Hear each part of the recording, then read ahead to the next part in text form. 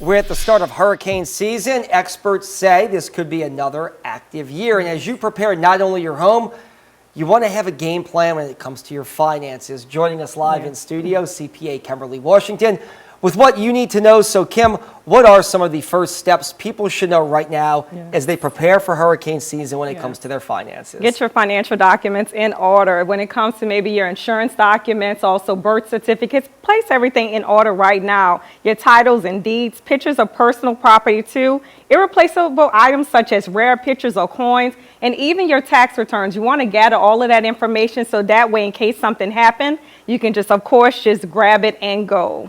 All right, let me ask you this. Why is it so important for people to have copies of their tax returns and other important key tax information like that? It's so important. It's important for different ways. Number one, of course, after, a adverse event, one of the things that many of the agencies will look for are your tax return. And this is especially key if you are a business owner. They're going to use that information to determine which resources may be available to you. Do you qualify for certain grants? And also if you qualify for certain types of insurance to proceed as it relates to your business. So you definitely want to make certain that you have that information together. All right, look at that segue. Let's talk about insurance coverage. What should people know, and how do they know if they have the right coverage or not? This is the time, of course. Pick up the phone, talk to your insurance agent. You want to look at a couple of different things. Your deductibles. Are your deductibles affordable? You also want to look at the type of coverage that you have. Very key, especially if you are a renter. You may also want to consider getting renter's insurance because it's only about $18 per month. So you want to keep those things in mind. And you need to determine whether or not you need special coverage.